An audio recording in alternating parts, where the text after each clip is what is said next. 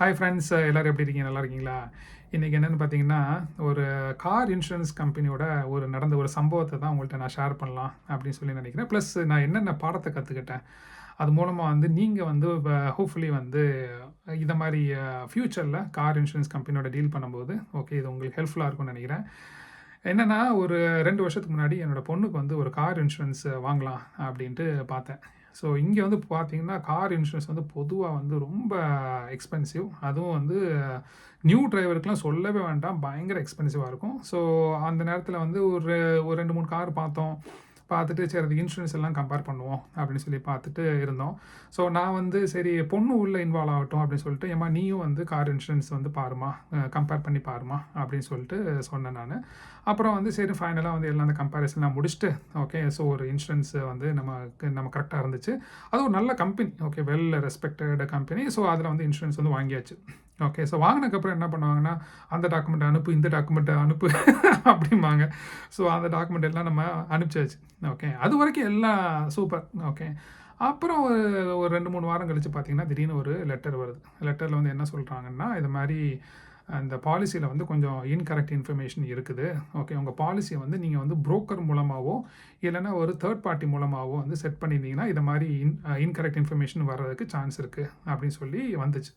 நமக்கு என்னடா இந்த மாதிரி லெட்டர் நம்ம பார்த்ததே இல்லையே அப்படின்னு சொல்லிட்டு இன்சூரன்ஸ் கம்பெனிக்கு கால் பண்ணேன்.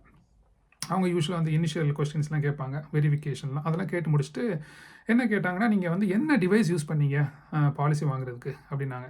ஏன்னா இந்த கேள்வியெல்லாம் கேட்குறாங்களே, இது யாருமே நம்மள்ட்ட கேட்டதே இல்லை இந்த மாதிரி ஒரு கேள்வி அப்படின்னு சொல்லிட்டு, சரி நான் சொன்னேன் என்னோடய லேப்டாப் யூஸ் பண்ணேன் அப்படின்னு சொல்லி சொன்னேன். உங்கள் லேப்டாப் வேறு யாராவது யூஸ் பண்ணுவாங்களா அப்படின்னு சொல்லி கேட்டாங்க. இல்லை இல்லை இது நான் மட்டும் தான் யூஸ் பண்ணுவேன் அப்படின்னு சொல்லி சொன்னேன். அப்புறம் சரி வேறு பாலிசிஸ்லாம் வாங்கியிருக்கீங்களே அதை பற்றி சொல்லுங்கள் அப்படின்னாங்க. வேறு பாலிசியா? நான் அதுக்கு வேறு பாலிசி வாங்குறேன், எனக்கு ஒரு காருக்கு ஒரு பாலிசி போதுமே, வேறு என்ன பாலிசிஸ் நான் வாங்கணும் அப்படின்ட்டு. சரி நீங்கள் கோட்ஸை பற்றி சொல்கிறீங்களா அப்படின்னு கேட்டேன். இல்லை இல்லை கோட்ஸ் இல்லை, ஆக்டிவ் பாலிசிஸ் அப்படின்னாங்க.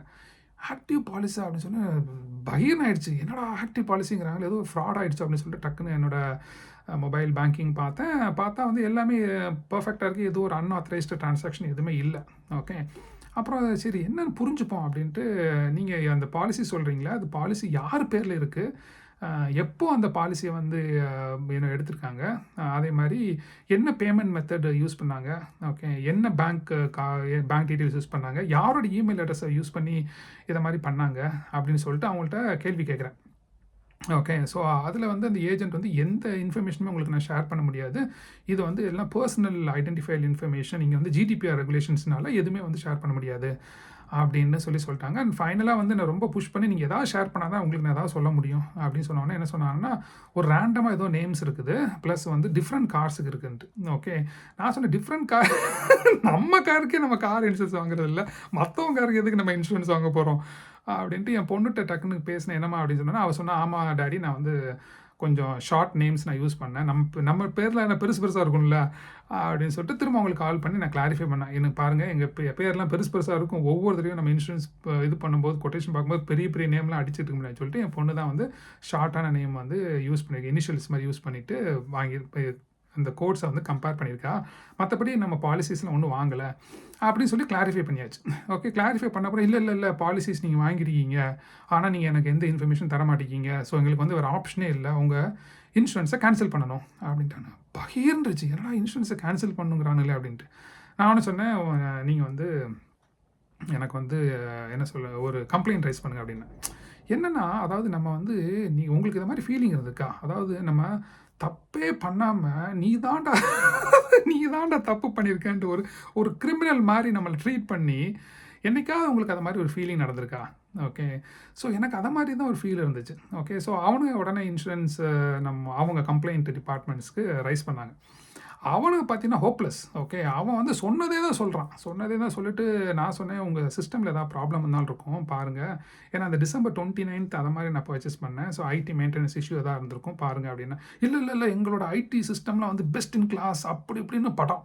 ஓகே அப்படி இப்படின்னு சொல்லிட்டு எங்கள் டேட்டா நாங்கள் அப்படி நம்புவோம், எங்கள் டேட்டா பர்ஃபெக்ட்டு, எங்களுக்கு கரெக்டாக ப்ரூஃப் இருக்குது, உங்கள் லேப்டாப்பில் தான் பாலிசிஸ் பர்ச்சேஸ் ஆகிருக்கு, ஆனால் நீங்கள் என்னென்னு சொல்ல மாட்டேங்கிறீங்க அப்படின்னு சொல்லிட்டு வந்துச்சு. ஏன்னா இவங்கள்ட்ட பேசி பிரயோஜனம் இல்லை அப்படின்னு சொல்லிட்டு இங்கே ஃபைனான்ஷியல் ஆம்புட்ஸ்மேன் சொல்லியிருக்காங்க. ஓகே, அவங்கள்ட்ட வந்து ஒரு கம்ப்ளைண்ட் ரைஸ் பண்ண, அவங்க வந்து தேர்ட் பார்ட்டி. ஓகே, அவங்கள்ட்ட ரைஸ் பண்ணி அவங்க ஏஜென்ட்டை வந்து ஃபுல்லாக எல்லாத்தையும் எக்ஸ்பிளைன் பண்ணி, நடந்தெல்லாம் எக்ஸ்பிளைன் பண்ணிவிட்டு, ஓகே, அப்புறம் வந்து இங்கே பாருங்கள் என்னை இந்த அளவுக்கு வந்து என்னை ட்ரீட் பண்ணிட்டாங்க அப்படின்னு சொல்லி சொன்னேன் நான். ஓகே, இதில் என்னென்னா ஆக்சுவலாக வந்து இன்சூரன்ஸ் வந்து கேன்சல் ஆனால் என்ன பெரிய ப்ராப்ளம்னு வச்சுக்கோங்க. அதாவது அந்த கேன்சலேஷன் வந்து உங்கள் லைஃப் லாங்காக உங்களோட ரெக்கார்டில் இருக்கும். இப்போ நம்ம ஒரு கார் இன்சிடென்ட் ஆகிடுச்சு, இல்லைன்னா ஒரு பெனல்ட்டி பாயிண்ட்ஸ் நம்ம இருக்குது அப்படின்னா ஒரு 3 இயர்ஸ் 5 இயர்ஸில் அது வந்து எக்ஸ்பைரி ஆகும். ஆனால் இது வந்து ஒரு பிளாக் மார்க் வந்து பார்த்திங்கன்னா உங்கள் ரெக்கார்டில் இருக்கும். ஃப்யூச்சரில் வந்து பார்த்தீங்கன்னா உங்களை இன்சூரன்ஸ் வந்து ரொம்ப அஃபெக்ட் பண்ணும். என்னென்னு பார்த்தீங்கன்னா மோஸ்ட் ஆஃப் தி கம்பெனிஸ் உங்களுக்கு இன்சூரன்ஸே தரமாட்டான். ஓகே, எனக்கு நல்ல ஞாபகம் இருக்குது. 140 கம்பெனிஸ் வந்து எனக்கு முதல்ல இன்சூரன்ஸ் கொடுத்துக்கிட்டு இருந்தவன் இது வந்து கேன்சல்னு போட்டோன்னே 8 பேர் தான் வந்து தர்றான். ஓகே, அந்த 8 பேரும் பார்த்தீங்கன்னா இன்சூரன்ஸ் வந்து பயங்கர ஹை. ஓகே, அது மாதிரி ரொம்ப சிவியராக இம்பேக்ட் ஆகும். ஓகே, ஸோ அதனால் எனக்கு வந்து இதை வந்து விடக்கூடாது அப்படின்ட்டு இருந்தேன். ஓகே, ஸோ மந்த்ஸ் அண்ட் மந்த்ஸாக பேக் அண்ட் ஃபோர்த்து போய்கிட்டே இருந்துச்சு. ஃபைனலாக வந்து இந்த ஃபைனான்ஷியல் ஆம்புட்ஸ்மேன் வந்து கால் பண்ணி, ஓகே, ஒரு குட் நியூஸு, இது மாதிரி இன்சூரன்ஸ் கம்பெனி வந்து அவங்களோட தப்பை வந்து அட்மிட் பண்ணிக்கிட்டாங்க, அவங்க சிஸ்டமில் வந்து ஒரு எரர் வந்திருக்கு அப்படின்னு சொல்லி சொன்னாங்க. நான் இதைத்தானே சொன்னேன் அவங்கள்ட்ட ஏதாவது ப்ராப்ளம் இருக்குன்ட்டு. ப்ளஸ் வந்து உங்களுக்கு வந்து காம்பன்சேட் பண்ணதுக்கு அவங்க ரெடியாக இருக்காங்க. ப்ளஸ் உங்களுக்கு ஹை இன்சூரன்ஸ் பே பண்ணியிருக்கீங்களா, அந்த இதை வந்து ரீஎம்பர்ஸ் பண்ணுறதுக்கு ரெடியாக இருக்காங்க அப்படின்னு சொல்லி சொன்னாங்க. அது சொன்ன உடனே எனக்கு வந்து அவ்வளோ ஒரு சந்தோஷம். அதாவது ஒரு ஜஸ்டிஸ் வந்து ப்ரிவேல் ஆன மாதிரி இருந்துச்சு. ப்ளஸ் நமக்கு ஒரு வெயிட் இருக்கும் தெரியுமா, ஒரு பாரம். ஓகே, நம்ம தப்பே பண்ணலை, நம்மளை வந்து ஒரு குற்றவாளி மாதிரி பார்க்குறாங்கன்னு சொல்லுது, அந்த ஒரு வெயிட் வந்து லிஃப்ட் ஆன மாதிரி இருந்துச்சு. ஓகே, ஸோ இந்த ஒரு எக்ஸ்பீரியன்ஸில் மூலமாக ஒரு 4 விஷயம் உங்களுக்கு வந்து நான் ஷேர் பண்ணணும் அப்படின்னு சொல்லி நினைக்கிறேன். ஓகே, ஒன்று வந்து பார்த்தீங்கன்னா, இந்த இன்சூரன்ஸ் கம்பெனிலேருந்து ஏதாவது ஒரு கால் வந்தாலோ ஒரு லெட்டர் வந்தாலோ இக்னோர் பண்ணாதீங்க. உடனே என்னென்னு பார்த்து அதை உடனே வந்து என்னன்ட்டு சார்ட் அவுட் பண்ணுங்கள். ஓகே, 2வது வந்து தயவு செஞ்சு டம்மி நேம்ஸோ இல்லை டம்மி அட்ரஸோ யூஸ் பண்ணாதீங்க. ஓகே, கொட்டேஷன் நீங்கள் ஷேர் பண்ணாலுமே கரெக்டான நேமை யூஸ் பண்ணுங்கள். ஓகே, கார் நம்ம வந்து ஆப்வியஸ்லி என்ன டிஃப்ரெண்ட் கார்ஸ் சூஸ் பண்ணுவோம்.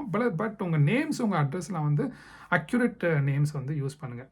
ஓகே, மூணாவது வந்து பார்த்தீங்கன்னா, அதாவது இப்போ உங்களை வந்து இந்த மாதிரி ராங்காக வந்து யாராவது இது பண்ணிட்டான், ஓகே, அக்யூஸ் பண்ணுறான் அப்படின்னா நீங்கள் விடாதீங்க. ஓகே, கடைசி வரைக்கும் வந்து என்னன்னு சொல்லி அதை வந்து ஃபைட் பண்ணுங்கள். ஃபைட் பண்ணி அதை வந்து எப்படியாவது அதை வந்து சால்வ் பண்ணணும் அப்படின்னு சொல்லி பாருங்கள். சரியா?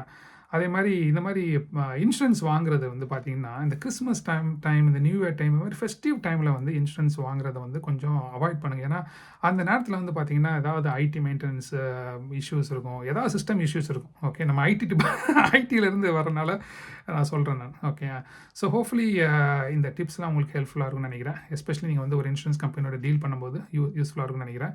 உங்களுக்கு வந்து இதை மாதிரி வந்து ஏதாவது இன்சூரன்ஸ் கம்பெனியோட ஒரு டீலிங்ஸ் இருந்துச்சு, ஒரு பேட் எக்ஸ்பீரியன்ஸ் இருந்துச்சு அப்படின்னா அது என்னன்ட்டு கொஞ்சம் ஷேர் பண்ணுங்கள். ரொம்ப தேங்க்ஸ் இல்லை நீங்கள் லிசன் பண்ணதுக்கு. Okay, you take care. நான் உங்களை அடுத்த வீடியோவில் உங்களை சந்திக்கிறேன். ஓகே, தேங்க்யூ, பாய்.